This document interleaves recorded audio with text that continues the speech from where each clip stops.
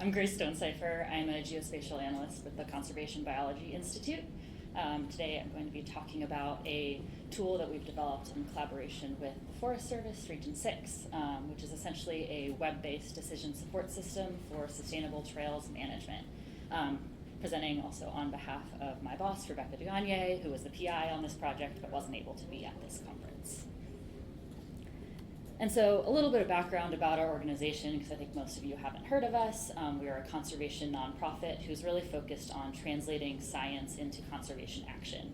We do this through a lot of methods, including scientific research and modeling, spatial analysis and mapping, conservation planning, both at the species level as well as landscape connectivity. And then a really neat part of our organization is that we actually have a software development team that's able to build these customized tools to work with our partners. Partners include agencies, both at the federal and state level, academia, and other nonprofits. So to actually get into this project was born out of, as I mentioned, a collaboration with the Forest Service. They were our main funder for this, and then also the Deschutes Trail Coalition. This is a group based out of Deschutes County, Oregon. That's where Bend is, so right in central Oregon. Huge recreation community there. That's why a lot of people live there. Really big trail system around the area, but also a lot of mixed use of trails. And essentially they were running into an issue where this Trails Coalition, it's all these different users.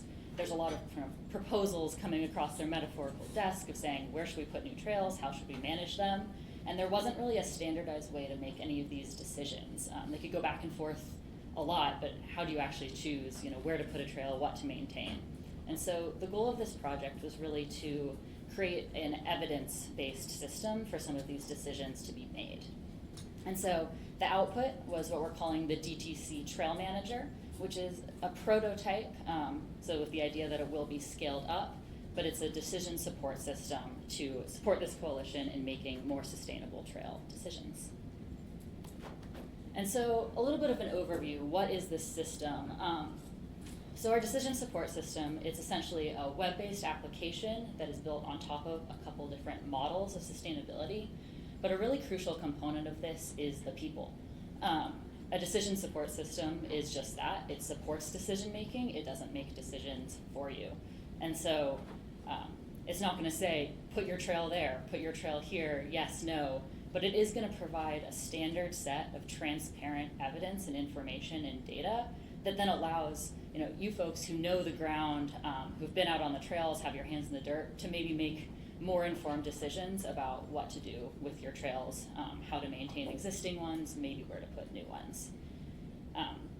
And so with that, it can provide that information to support answering these questions and hopefully increase the sustainability of a trails network.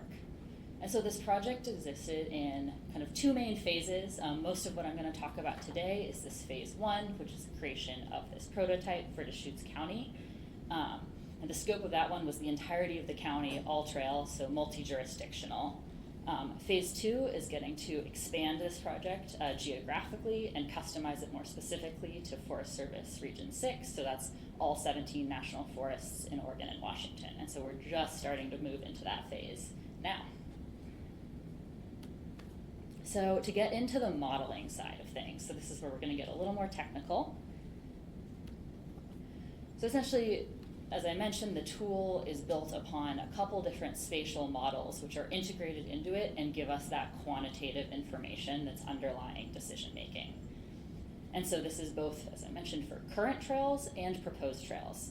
And so this is built on top of, CBI has made this kind of customized modeling system, or environmental evaluation modeling system, we call it EAMS, and it allows us to synthesize really diverse data sets into one single platform in a transparent way that you can dig down, see what's part of the model. So it's not like a black box situation where you don't know why you're getting a certain number. You can look down all the way through the model and understand why it's giving you the answers that it's giving you.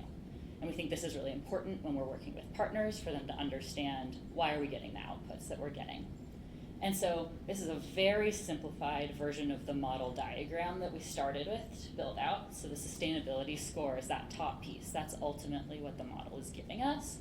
And then underlying that are 4 main pillars of sustainability that we've considered. So that's environmental, economic, physical, and social.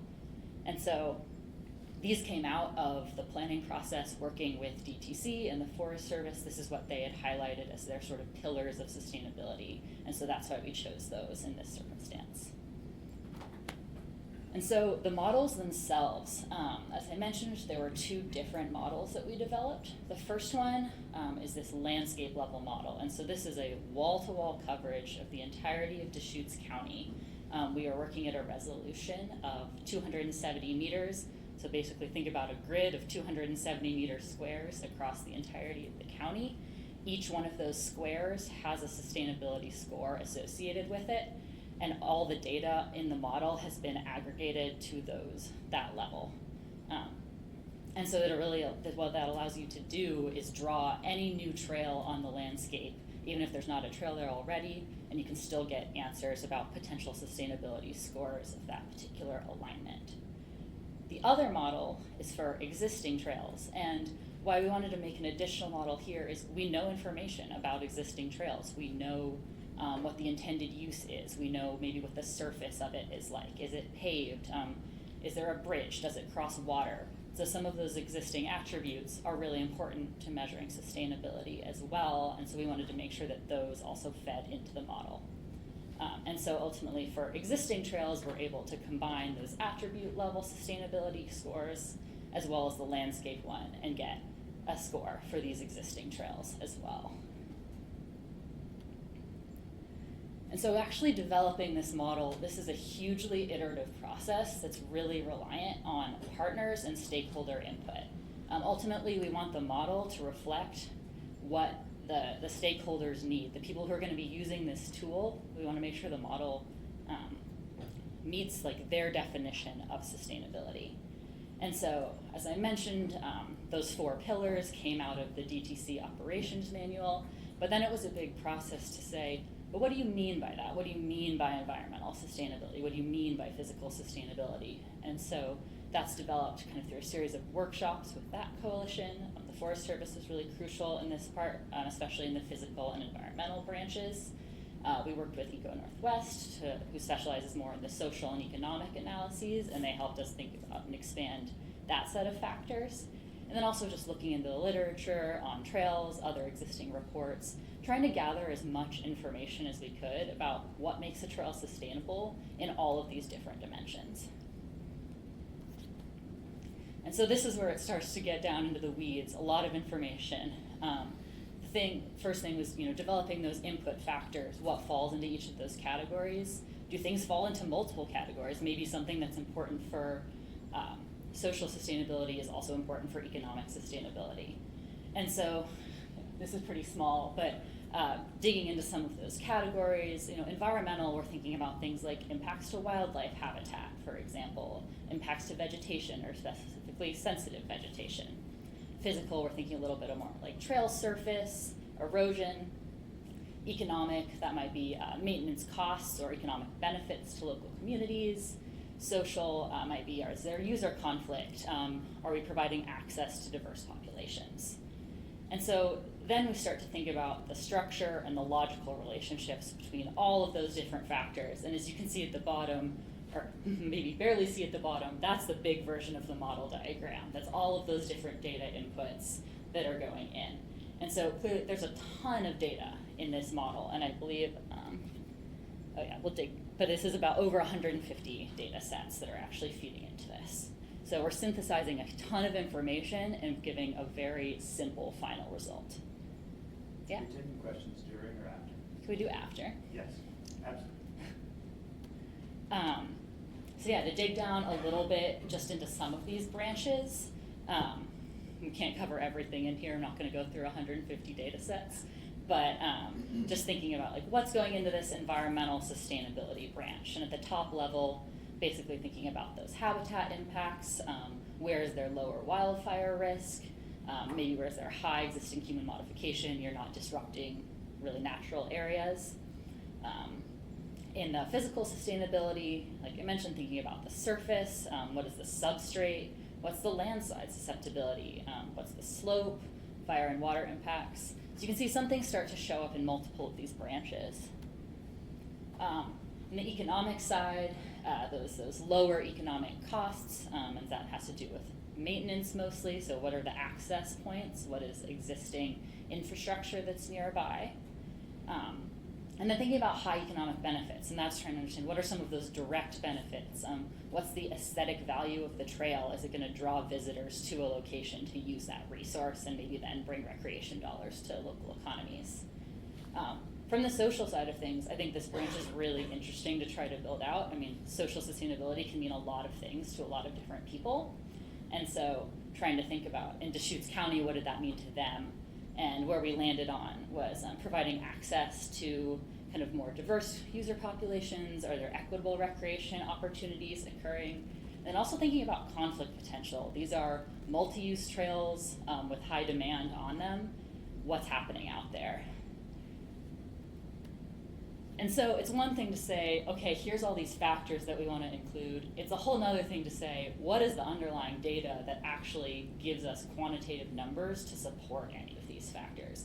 And I think this is an area where CBI really shines technically, is we're really willing to go out, track down all of this data, clean it up, process it, and get it into a form that's actually usable for this model to draw on top of.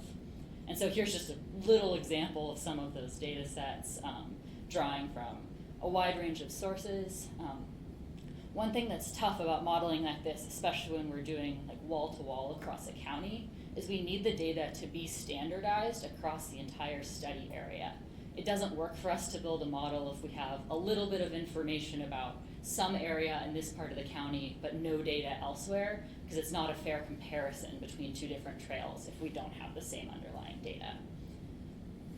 And so for some of that wall-to-wall, that's often like raster data, soils, habitat, things like that. That's easier to get coverage. For the trails attributes, that's a little more difficult. And we've heard a lot of other presentations today talking about the difficulty of having standardized information, especially across jurisdictions, about trails. And so hearing that there's maybe a new database that's being created would be really great. We needed it for Oregon too.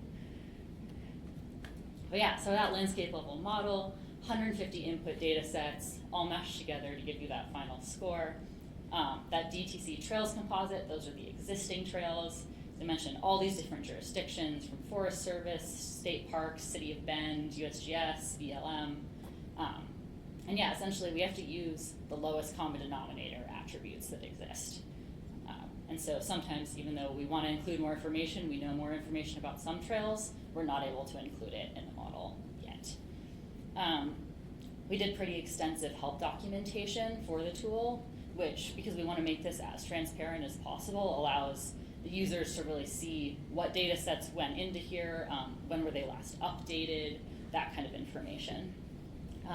Users can also customize some things in the system to meet their needs, and so they are able to add additional attributes to existing trails if you're looking at a single trail at a time, for example.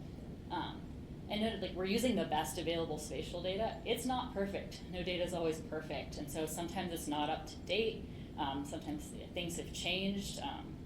Fires change all the time, and so one thing that is really important is for the users to be reviewing the model outputs and saying, that doesn't look quite right there. And so we're able to dig down into it and understand like what data set is maybe seeming out of date or just incorrect for a certain area. And that's where the people who actually work on the ground and know these landscapes are a really crucial piece of this. And so just some sort of fun highlights, I think, of data sets that got included in the model are sort of interesting. We were able to use some Strava data and really process that to try to understand user conflict, both temporally and geographically, of what are the uses of these trails, who's there and when, and how does that impact conflict potential. Trying to include information on air pollution. All of us in the Northwest are experiencing really smoky summers. Bend had a particularly terrible one this year. And so trying to understand how's that going to impact sustainability of trails. Trying to include existing trail amenities. That might increase the social sustainability or economic sustainability if trails are more accessible, have bigger trailheads, have bathrooms. And then trying to include more diversity, equity, inclusion-based data, and so that's more demographics, and those were some of those factors that were identified by EcoNorthwest. Another thing that we included was view sheds, so trying to capture the aesthetic experience of being on a trail. Are there certain places where people really want to go on a trail, and that might bring more people into an area to use that trail? And so earlier I mentioned EAMS Online, which was used to actually create this model. And so this is a sort of customized tool that CBI has built sort of for our own use often, that makes our modeling process transparent to our partners and our stakeholders, and really allows for iteration. So the model will be located sort of on this side of the tool. And so this is the highest level of the model, but it actually allows the users to dig down and click on any of these kind of lower level aggregations and see what the map looks like. And so for example, here I've clicked all the way down through the economic branch, and I'm showing that view shed layer. And so this is sort of, we treat this as like a value proposition statement. And so in this case, large view shed is the value proposition, true is dark green, and pink is false.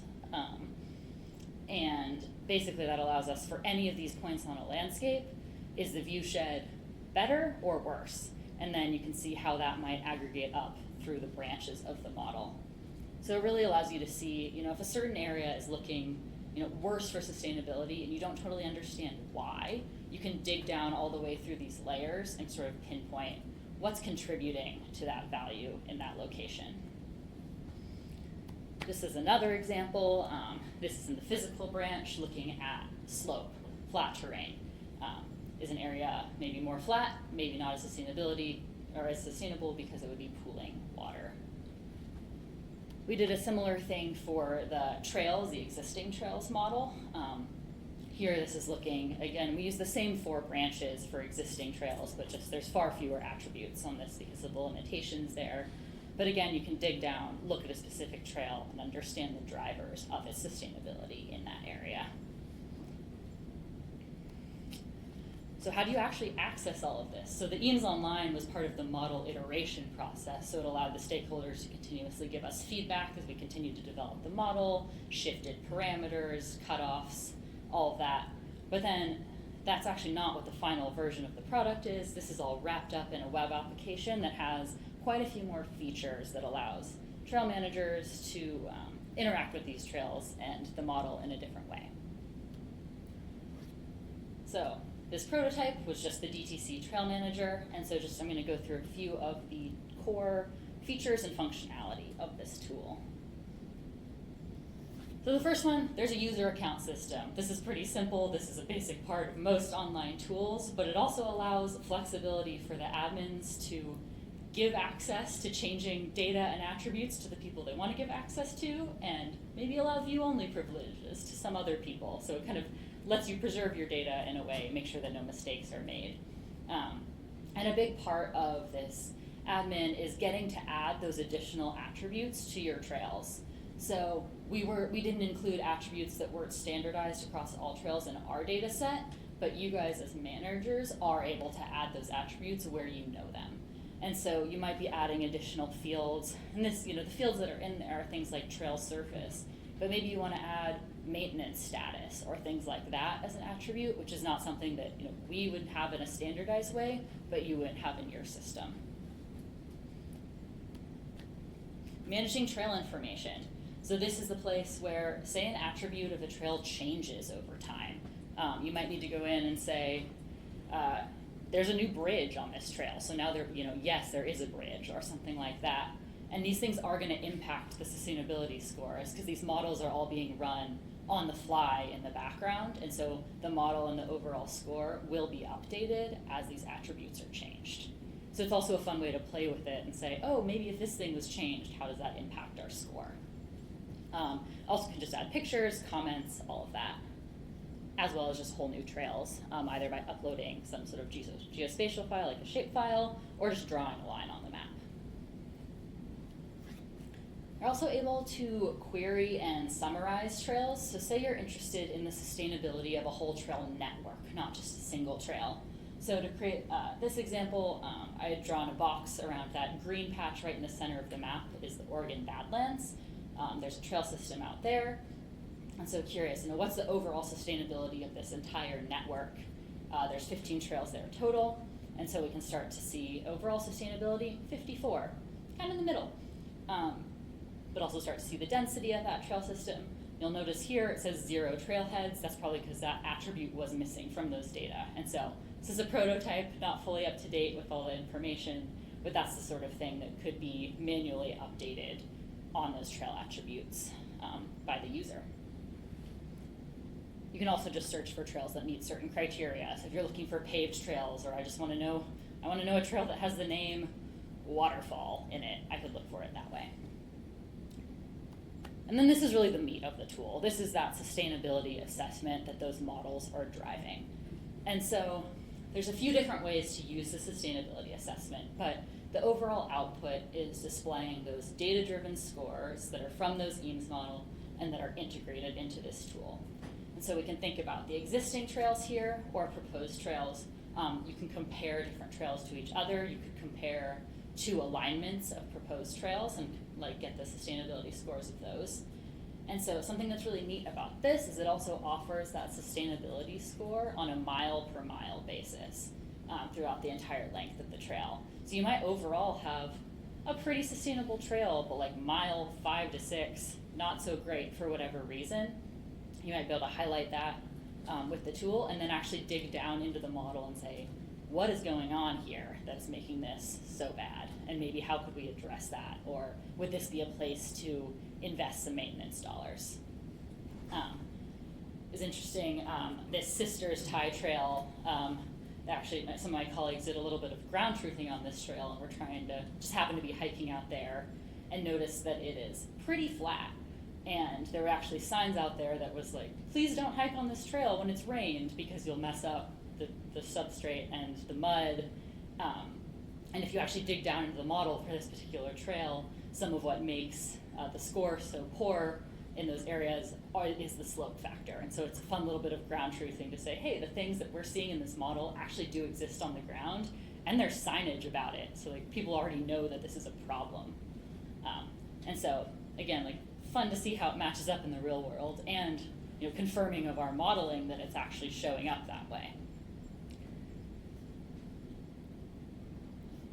Just so some of the key takeaways from this project, that agency and stakeholder input is really key, both to defining that initial set of sustainability metrics. So for this work with Deschutes County, their sustainability metrics were those 4 different factors of environmental, social, physical, and economic. I think when we're continuing to work with the Forest Service, they have their more 3 pillars of sustainability, which is social, economic, and ecologic, so that environmental and physical are kind of wrapped together in a single branch. And so when we're building out the new version of this model, we'll mirror that language instead and continue to build out some of those factors that they consider most important. And then it's really important to have that partner engagement throughout the whole process. So it's, identifying those input themes is great, but then also reviewing the model outputs. As I mentioned, we're not out on the ground in these landscapes as much as you all are. And so making sure that our models make sense, that they're showing up as expected, that we're using the right type of cutoffs or categories in each of those data layers to meet your definitions of what sustainable should look like. And then finally, testing out the online tool. We want to make sure it's serving the purpose that is intended and that it's functional and usable for our partners and our users. Another big takeaway, just there are limitations with existing data, especially those existing trails, trail attributes, making sure that everything is up to date, and having it be kind of a coherent set of data that we can use. And again, that full geographic coverage. So that's a big issue in thinking about expanding out. It's one thing to sort of work specifically on Forest Service lands where there might be a more standardized set of data. When you start to work cross-jurisdictionally, it maybe gets a little bit more complicated. And so we really ran into that in Deschutes County because it's a whole mishmash of different land ownership. And then just finally, there's a lot of excitement to continue this work, to work with the Forest Service, to work with Zach, and expand this up to this larger geography and really get to engage more partners in the process. And so, getting to work with the Deschutes Trail Coalition was really great and getting their input. But as we're starting to work in Washington and some of Oregon and more of Oregon, I guess, working with more of folks like you guys who are using these trails for a lot of different purposes and trying to get more input on what sustainability means to you is going to be really important. And so, while I have you all in the room, I thought I would start a little bit of this info gathering process. We're just starting this this whole project right now, just put in for a funding opportunity. So nothing official here yet, but anyways, if you all would indulge me in a little bit of interaction, we have this QR code, or you can just go to slido.com and collect a little information. Given that it's the end of the conference and everyone's probably ready to take a nap, we'll make you work a little bit.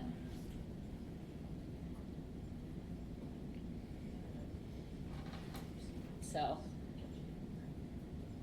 we'll do a little warm-up question. So that should appear on your screen. If that's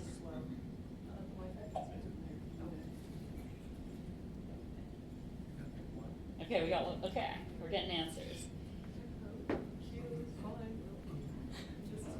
Excellent. All right, we got biking is winning. I don't think that includes motorized. Sorry. All right, is this working for everyone? Any problems? Cool. So, first question, just in your opinion, what are factors that make a trail environmentally sustainable? And you can just sort of do one-word answers. You can do as many as you want. Just sort of curious what you would include, however your organization uses trails, what goes in that branch.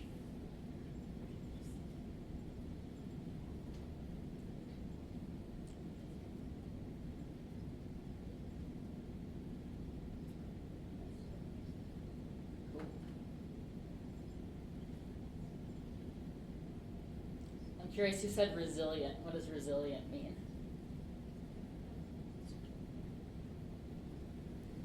Pick on someone.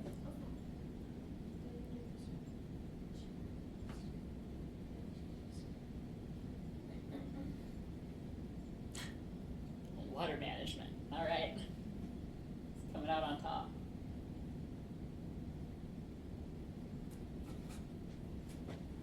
All right, we'll get a couple more answers and then we'll take a look at what's shown up.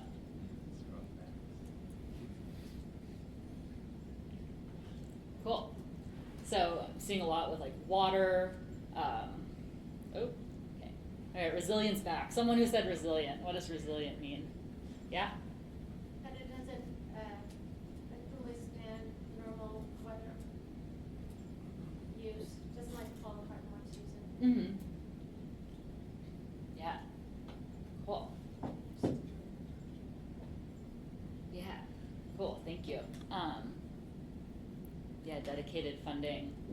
So we're going to get into all these different categories. So I think some of these things, might have some overlap with economically sustainable, for example. So we're going to move on. Okay, physically sustainable. So again, there might be a little overlap with that environmentally sustainable, and those branches are pretty close together. So this was one when we were thinking about it, we were really thinking about that trail surface, soil type, things like that.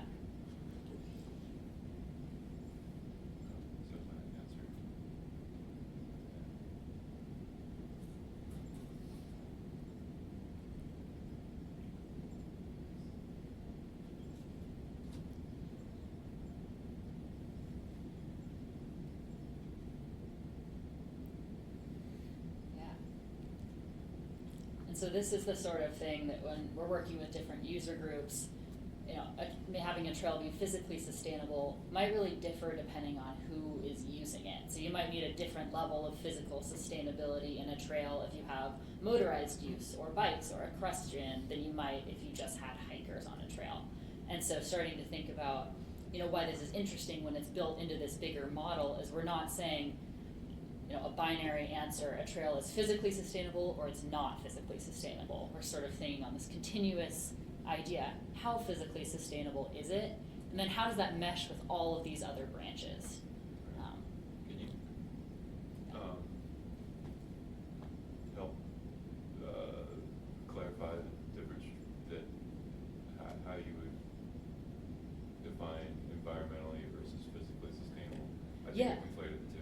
Totally, and I think, in the version that we're gonna do for the Forest Service, those branches really are kind of tied together. So I think partially it was just that's in Deschutes County, how they had separated two pillars. I think how we thought about it was that environmentally sustainable was a little bit more on the living things side of things. So we think about wildlife habitat, vegetation impacts, things like that. And then physically sustainable was the dirt, the surface, erosion, things like that. Trail, yeah, okay. But, That makes a lot of sense. and that's the sort of thing, we're not trail construction experts. Those are the sorts of things, like, we're really reliant on our partners and our stakeholders to help us define what those mean. And maybe they don't make sense to be separate, and we can push them together. Well, if you're breaking up sensitive habitat with a trail route, then that's less environmentally sustainable, but it could be perfectly, the soils could be good, the grades could be good, it could be physically sustainable. Totally, and so I think that's exactly the point of having this model is, yeah, it's great in all of this category, and it's maybe not great in this other category, and how do you balance that? Yeah. And so when you get to put those things together, you can start to say, how do these average out? And maybe in certain areas, you don't care about a specific branch. Maybe the economically sustainable part isn't a priority for a particular trail system or trail area. And you can then, think about that, and you can dig down into the model and say, well, it's getting a low score because of this, but actually maybe we don't really care about that in this particular management area.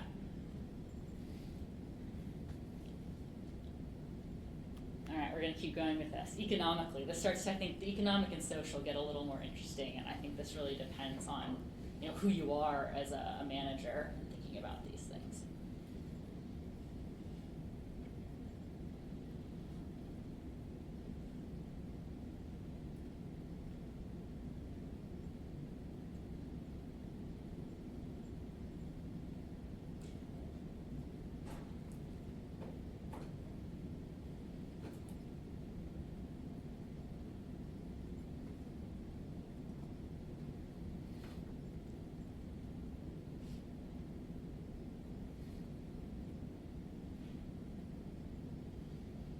So definitely some patterns showing up around here, seeing a lot about maintenance, access, and then also maintenance funding. And so it's really interesting to think about things like funding, because that's not necessarily a spatial data set. And so, we have to be creative to think about how could you apply that on a trail by trail basis, or especially for proposed trails, how do you think about putting that across a whole landscape? Maybe you can draw polygons around, there's funding opportunities, or like given funding for this national forest, and so all the trails in that particular national forest might rate higher in the economic sustainability because there might be a given pot of funding. But that's where, like, with models like this, you have to get really creative about how to, because everything has to eventually be tied to a point on the landscape. And so thinking about how to do that and incorporate all these data layers is like a big part of the creativity of actually building out these models in this process. Similar things like user group support. Maybe you have to start to get into demographics of the area of who might actually be willing to help with that. What else is there? Yeah, same with grant funding. Things like maintenance access, that's a little bit easier for us to map out because we can actually map out access roads or access points, and how well maintained are the access points to then get to the trails themselves. One more person typing. All right, socially.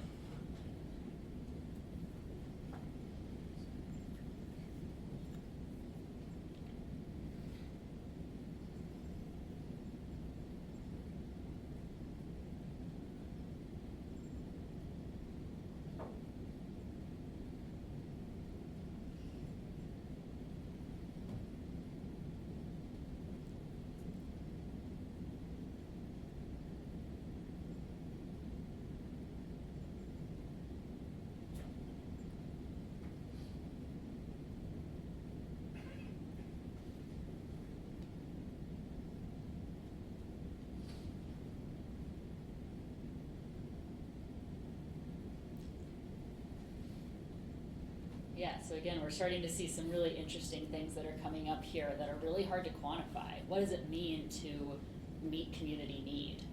How do you identify, that's a whole study in itself to understand community need and then build that out. And so again, starting to try to get into those, we can use demographic data, that's a spatialized thing that we have. And so you can use proxies for some of these concepts to build into the model. Proximity to population centers, that's pretty easy to measure. A welcoming trailhead, that's a little bit harder. What does that mean? What kind of information, and that's where some of those trail attributes could be really helpful to basically build out a proxy. Does it have a bathroom? Does that make a trailhead more welcoming? Yeah. So there's a way to measure it from that. You can also look at, from the mountain bike perspective, you have an existing data set that you can compare trail ratings, grades, and active user on those, because you're going to have all that data. So if you have a heavy use on one particular style of trail, and that thing's a maintenance nightmare because it's getting overused, it allows you to say that's not socially sustainable. We need more of that trail. Mm-hmm. It's actually what we need just to double or triple volume of. I think this could be really, really beneficial in some planning project for sure. Yeah, I think that user density is a big component of this, and trying to think about sustainability of the trail. I think trail ratings, that's a really interesting idea about a thing to incorporate into this. In what direction do you think about that? Maybe in the economic branch, having a high trail rating is a positive thing. Socially, is it a positive thing, or does it mean there's going to be more people and more user conflict? So figuring out how to actually put values to a lot of these things is also a big part of this process and building that out. All right, just a couple more of these. For your use, which parts of this tool would be most useful?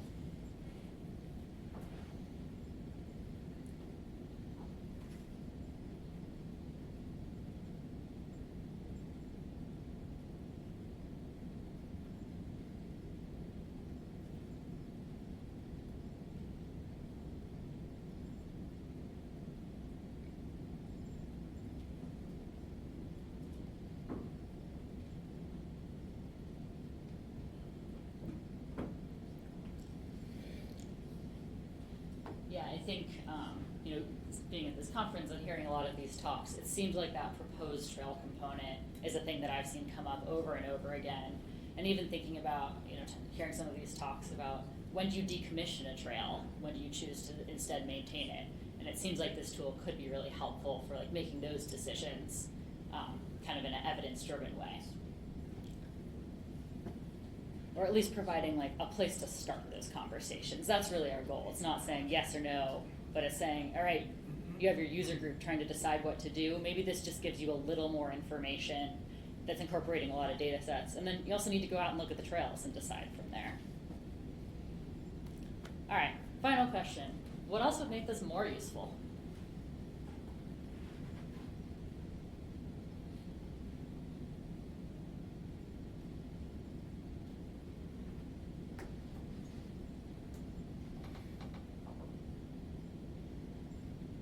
Just tell me, looks great, we don't need anything else.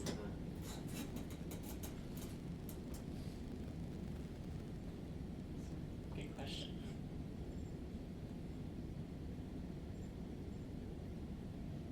I think the answer to that, it takes funding obviously to build the tool out for, initially, but then ideally the managers that we're building it for and customizing it to are just able to use it.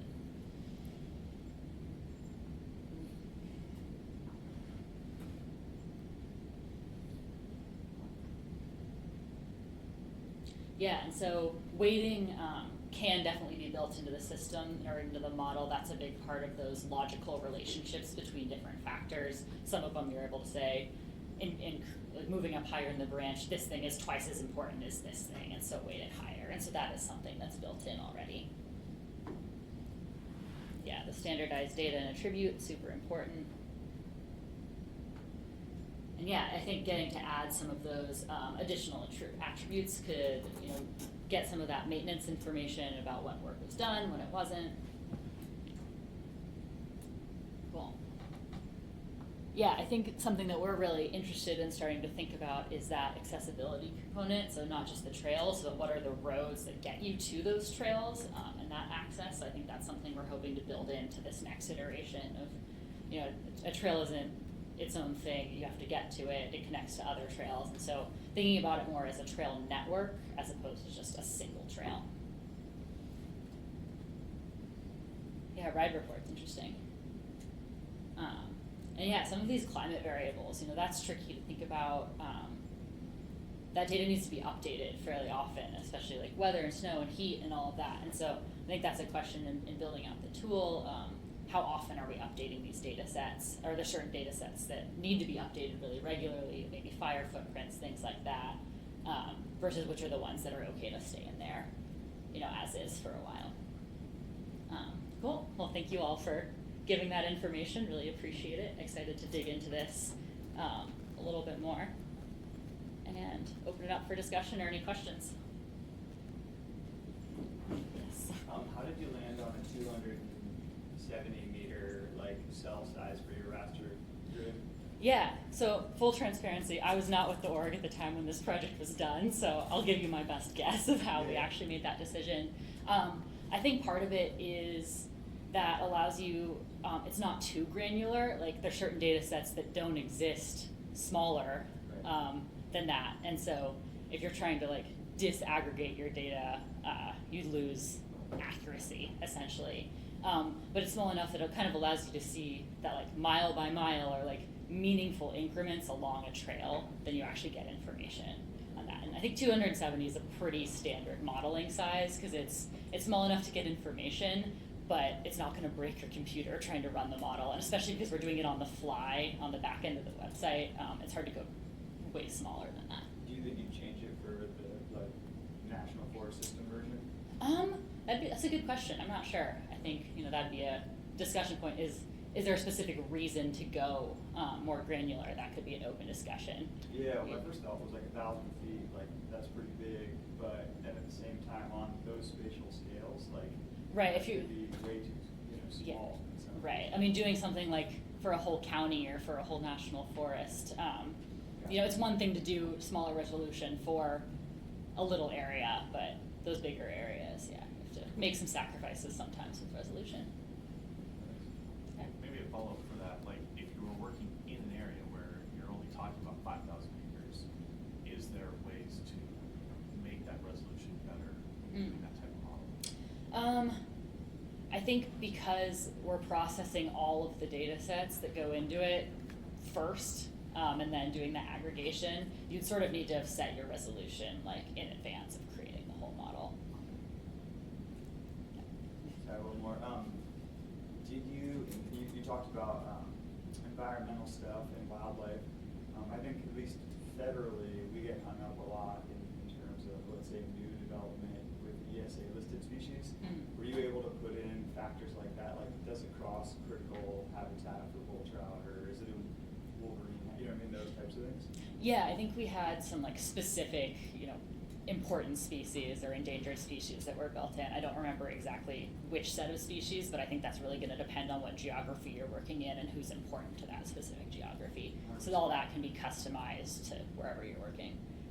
Cool. Zach, feel free to jump in on any of these. No, it's a good question, and I think some of the challenges working in Deschutes County is that you have multiple agencies, and so we had to ensure that that data was available for the project area. And I think we've got a lot more detailed opportunity when we scale up just with Forest Service data, especially because we're focusing just on Forest Service land.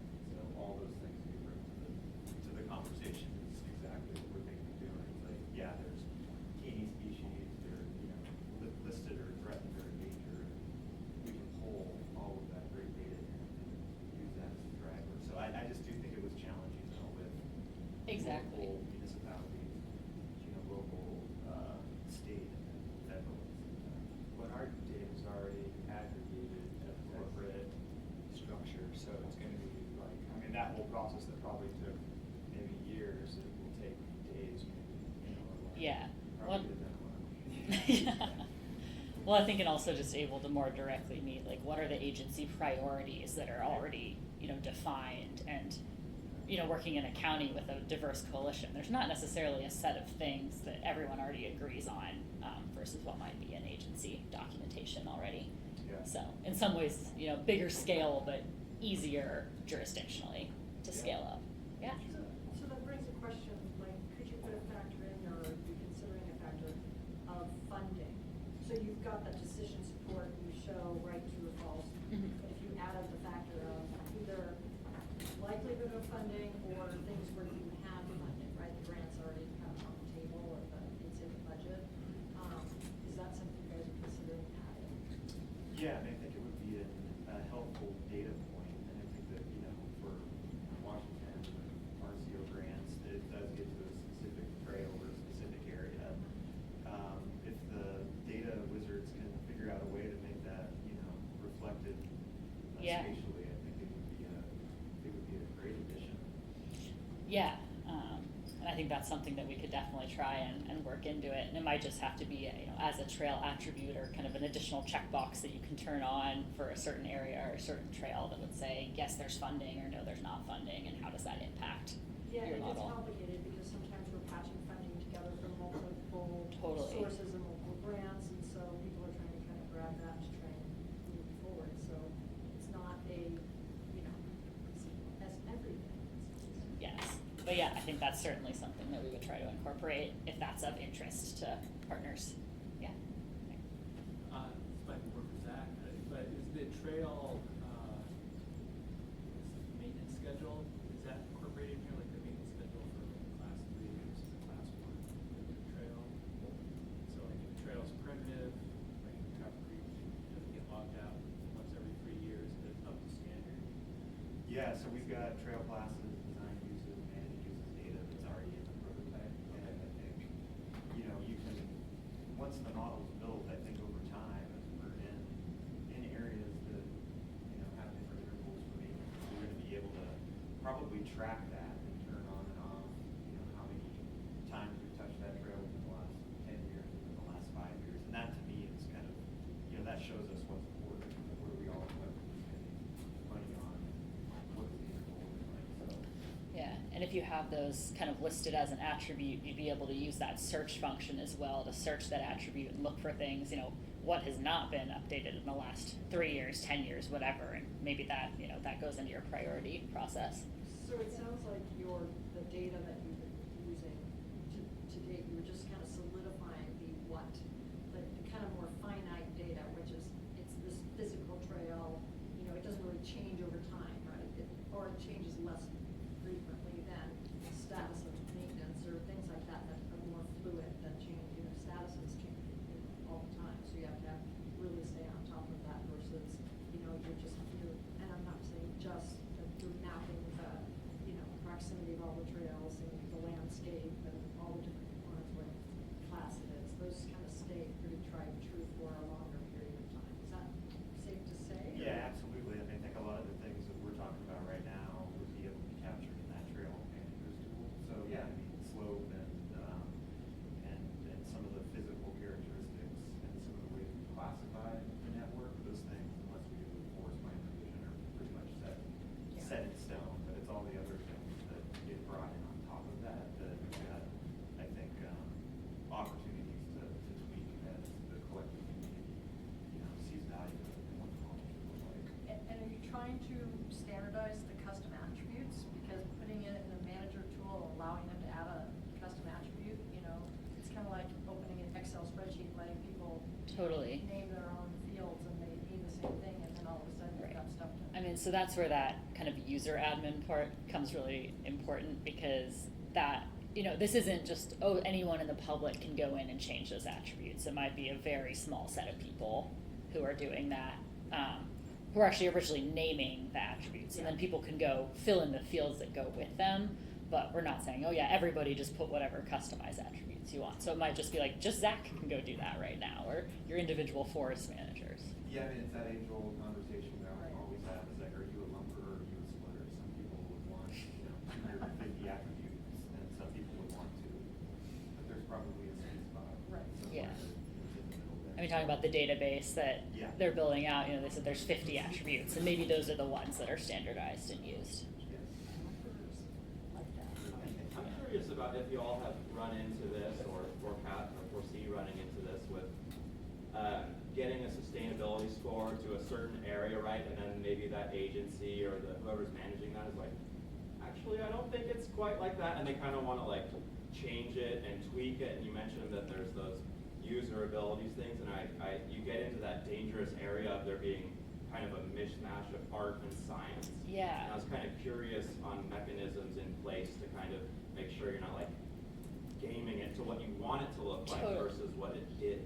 Yeah, I mean, If you so, go into that. yeah, so, I mean, folks have a pretty limited ability in the tool to actually change Yeah. what your score will be. Like, that would be more in the model development process, and that would be more like, well, that just looks wrong, maybe not from a pride point of view, Yeah, but right. from like a technical point of Yeah, view.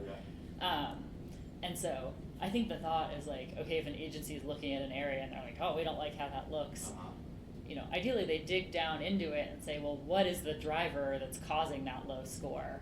Is that something we actually care about Right, yeah. or not? And so, you know, ideally people approach it that way. Obviously, you know, people want their land to be sustainable, and so, but yeah, I think we're not trying to allow people to like edit weighting numbers Yeah, or things that's like what I was that. curious So yeah, about. Yeah. that's, you know, in the model development process, but that's not something that people can do after the fact. The only thing that's editable is those trail attributes, you know, which do lead to the sustainability score, but that whole landscape model is underneath it, so you can't change that.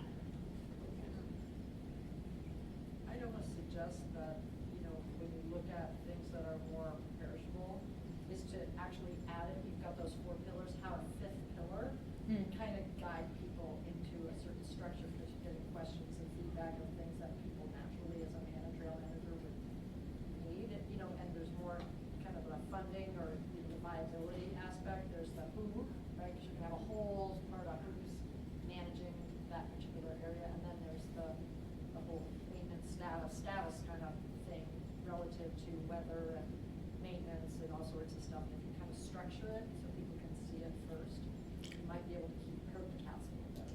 Yeah, it seems that. You're on the plan. Yeah, yeah. So but that is the beauty of where we're at right now. Right. The approach that we're taking is that this is for the collective trails community, Yeah. to better plan, develop, network, and we're building from scratch.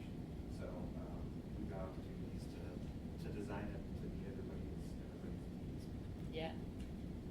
I'm also curious about those pillars as well. So Mhm. all the 150 so parameters are weighted individually, is that correct? Yeah, I Or think are they- some of them are weighted, some of them are not. Okay. But yeah, I mean, basically it's building. You know, we've processed every single one of those data sets that then get lumped together, and it might be this and this or this, like getting into those logic Okay. situations. And so, I mean, all of that's been done by hand by us to track it all the way up through that model. And are the pillars also weighted, or are they equal? Those are equal in this particular model. I mean, that's something that could be discussed, right, for a given area. And on top of that, does the amount of inputs per pillar, doesn't that kind of dilute the amount of weight per input if there's more? So I'm curious, because I deal with similar things. Mhm. How are y'all navigating that if that isn't a really Yeah. question? Yeah. Because I wasn't there for Yeah, that part of the yeah. process, I don't know if I can give you a full answer on that. But I think some of it, you know, we're using this fuzzy logic model, so it's not like a binary yes or no. It's a little bit more of a spectrum, and so I think that helps a little bit in nothing. So sometimes, you know, a model's not just this and this. It's like select the top 2 of these 4 things, like the 2 highest scores, or average the 2 highest, or things like that. So there's some pretty like complicated logic that's happening underneath the model. And so, yeah, things definitely get diluted, but I think not as in a straightforward way as it might look like from the diagram. Well, and there was, the Deschutes Trails Coalition has 28 nonprofit trail organizations under its umbrella. And so it took us 3 years, and it was really these conversations that drove the development of the model and got people to buy in on the distribution of weighting of 150 different data sets. I mean, and everybody's, right, we've all got opinions and thoughts on that, which is great, but it does kind of speak to, one, the complexity, and 2, just the need to get people to the table so that when the tool is produced, we feel confident that it's telling us the right thing. I can't imagine consensus on weights. Yeah, Yeah, exactly. exactly. There's a lot of- And at a certain point, you just have to put things and then put it in front of people and say, does this look okay? And so that's what that whole Eames Online tool is trying to do throughout that whole process and trying to make it transparent. Okay. Thanks for your presentation. In your projects in the past, did you make this information publicly accessible, or is it land manager? I think this is just for the land managers so far. I'll turn that to Zach. Is the Forest Service anticipating public requests for information? I mean, the beauty of it is that it lives with Conservation Biology Institute and not with the Forest Service. So, yeah, it's open and available to check out. Yeah, I think the Deschutes Trail Coalition has not made their website that the tool is on public at this point in time. I think partly because they're just still trying to figure out exactly how they're going to use it and what they want to do with it. But I think if the Forest Service is doing some of the funding, wants to make it open and available, then great. Maybe a question kind of in the mix for Zach. You're saying wall-to-wall coverage like Forest Service. Do you plan to do any like Forest Service adjacent public lands?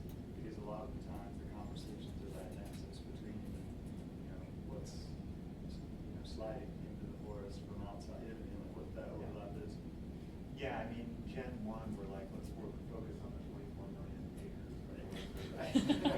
That's a lot of space. They feel like that's pretty big. And Well, then, we did 24. Why not like? well, and for other land management agencies that are in the room or not represented in the room, I think that the ultimate goal would be to have this model that's developed for everybody in the state and federal level at least. Right. Adopted where people see value. Yeah, and I mean, it's really just getting the standardized data sources. That's probably the biggest limitation of all of this. And so in some ways, it's a whole lot easier to just work in the national forest than it is to go a mile outside the national forest, because all of a sudden your data might change. So how did you go about doing the mapping from the data sources to get that some kind of alignment, right? Because you've got multiple data sources coming in, and I'm sure they have referenced the same trail many, many different ways. How did you get there? And is that, was that another debate area for? I don't know, Zach. I wasn't heavily involved in the data processing conversation. I was more involved in Weighting and decision the support. weighting and decision Yeah. support. So that's probably like a Mike Yeah, question yeah. for the data guy. Yeah, I think our data guys spent a lot of time in the data set cleaning it up manually, which is, kind of what you have to do with Trails data for multiple jurisdictions right now. That's why the idea of like the tool, the database that was talked about this morning, if that can be the source of data that we're saying, is truth, great, let's use that one. Well, that sounds great, but they got a lot of work to do. Totally. Yeah, so I think it's just a messy space, and you do your best with what you can find. All right. Yeah, I'm thinking about this in the context of the Silver Star, where we have like miles and miles of trails, and it might give us useful information at that scale. But a lot of my project work is, I think you mentioned, like you can pick a mile section and get the sustainability score. Mhm. But a lot of times I'm looking at, well, if I reroute 1,000 feet, I can prevent erosion and add that climate return and then get back onto like a sustainable alignment. So is this tool useful at those smaller scales, or is it that's too granular and it doesn't show up in the data until I do a bunch of those projects? Yeah. So ultimately the smallest scale that this current model is at is that 270 meter. So you could, at a 270 meter, like that amount of space down your trail, you'd be able to get a sustainability score kind of for each of those pixels. But yeah, within a single mile, I think this is a little bit more of a landscape level oriented tool than, one curve of an alignment at this point in time.